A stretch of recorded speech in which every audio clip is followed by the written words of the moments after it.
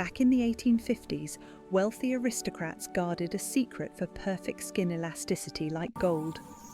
Whilst modern women spend thousands on collagen creams, there's a plant in forgotten gardens that tells your cells to build collagen the way they did when you were 25. Today, we're visiting Mary. In her garden grows a remarkable plant she's been using for 20 years. A plant that wealthy aristocrats once guarded like gold. A plant the beauty industry prefers. You keep thinking is just for pies. Meet Maria. Hello. Many people ask me what's the secret to my skin at 58. I grow it every spring. It's one of the most unpretentious plants in my garden. Here it is, my secret, rhubarb. It grows itself, requires no maintenance, and gives me more benefits than all the creams I used to buy.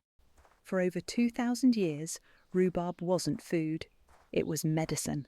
Marco Polo risked his life searching for it across Asia. In the 1700s, it commanded a higher price than opium in European markets. Why? Because the elite understood something we've rather forgotten. Rhubarb was the only known way to prevent what ancient physicians called the Great Hardening, the calcification that makes us old before our time. But then something shifted. As the processed food industry exploded in the early 1900s, rhubarb was quietly rebranded. It became a pie filling, just a tart vegetable for puddings. Was this accidental? Consider this. You can't patent a plant that lives for 20 years and grows itself. There's no subscription model for something that produces medicine in your back garden for 2 decades. The profit, you see, is in the pills, not the plant. Let's discuss what really happens after 45. Most of us worry about calcium in our bones, but there's rather a bigger problem: calcium in our arteries. This is called vascular calcification, and it's why your heart must work harder every year simply to keep you alive. Rhubarb contains exceptionally high levels of vitamin K1. Now, you've probably heard of vitamin K2 for bone health, but K1 is the master regulator that most people rather overlook. It acts like a traffic controller in your body, pulling calcium out of your soft tissues and redirecting it back into your bones where it belongs. A landmark study published in the Journal of Nutrition demonstrated that adequate vitamin K1 intake maintained arterial elasticity in adults over 50. What does that mean in plain language? Your blood vessels remain flexible instead of becoming rigid pipes. Your heart doesn't have to strain. Your energy improves because oxygen flows efficiently. But here's where it becomes really quite fascinating for anyone concerned about aging skin. Rhubarb contains 2 compounds called crisophenol and imodin. Clinical research demonstrates that these anthraquinones stimulate what's called the basement membrane of your skin. This is the layer that produces collagen. Most collagen supplements you purchase are simply broken down animal protein. You're hoping your body recognizes it and uses it. But rhubarb takes a completely different approach. It doesn't give your body collagen. It signals your cells to manufacture their own collagen precisely the way they did when you were in your 20s. A study from the Chinese Academy of Sciences found that crisophenol specifically upregulates collagen type 1 synthesis. That's the structural collagen responsible for skin firmness and elasticity. This isn't about masking wrinkles with expensive creams. This is about your body rebuilding itself from the cellular level. Now let's talk about numbers that actually matter. The average woman over 45 spends approximately £100 per month on collagen supplements. That's £1,200 per year. Over 10 years, that's £12,000 for powders that may or may not work. One rhubarb crown costs between £5 and £8. You plant it once.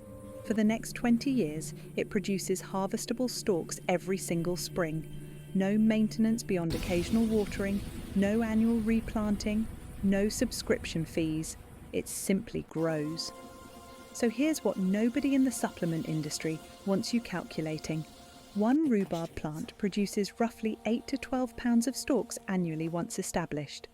At current grocery prices, that's about £40 worth of rhubarb per year. But the real value isn't the food itself. It's the concentrated vitamin K1, crisophenol, and imodin you're getting fresh, not from a processed pill that's been sitting in a warehouse for months. Now, I know what some of you are thinking. Can't I simply purchase rhubarb at the grocery when I need it? Technically, yes, but here's the problem. Commercial rhubarb is harvested young and shipped long distances. The longer produce sits after harvest, the more its nutrient content degrades. Vitamin K1 in particular is rather sensitive to light and time. When you grow rhubarb yourself, you harvest it minutes before using it. The compounds are at peak potency.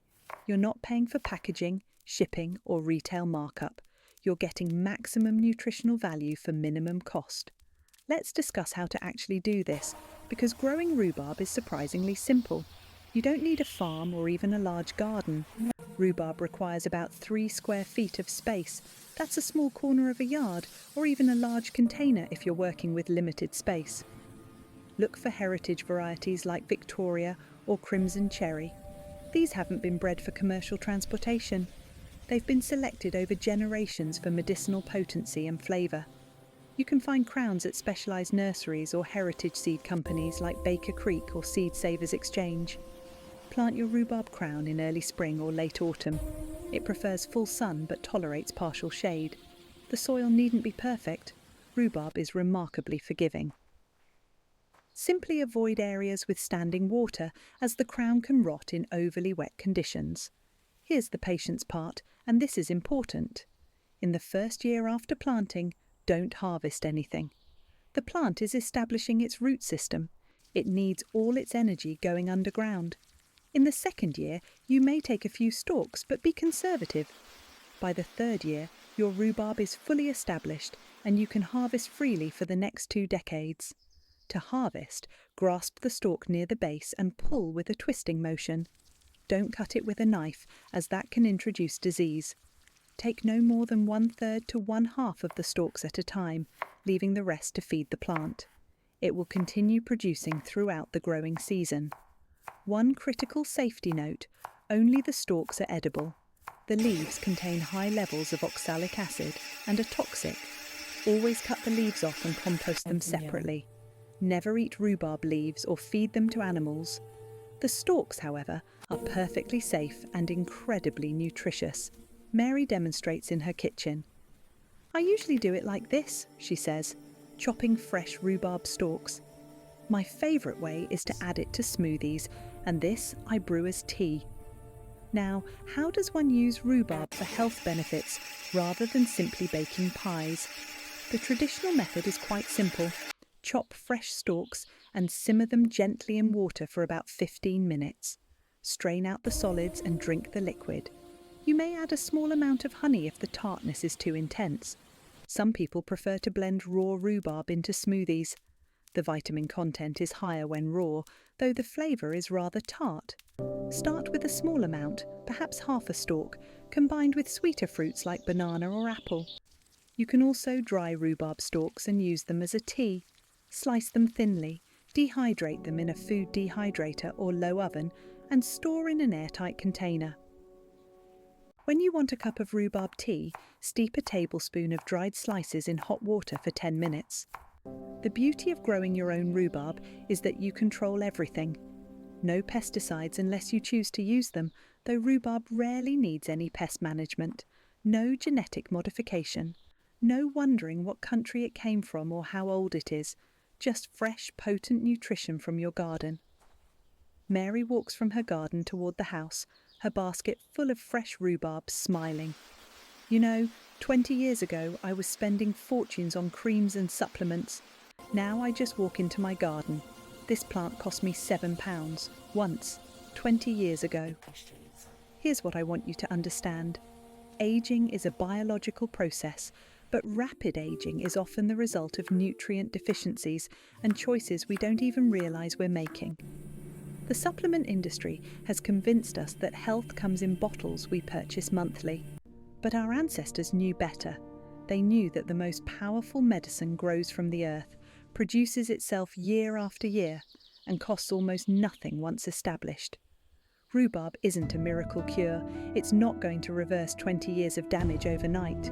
But as a consistent source of compounds that support vascular health, collagen production and cellular repair, it's one of the most valuable plants you can grow. So here's my challenge to you. Instead of spending another £100 on collagen powder this month, invest £8 in a rhubarb crown, plant it, be patient for 2 years, and then, for the next 20 years, walk into your garden every spring and harvest your own anti-aging medicine.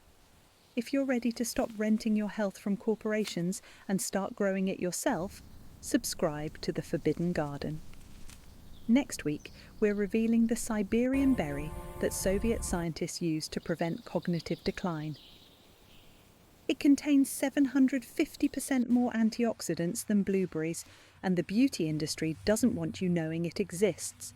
This is about more than gardening. It's about reclaiming the knowledge they buried. I'll see you in the next one.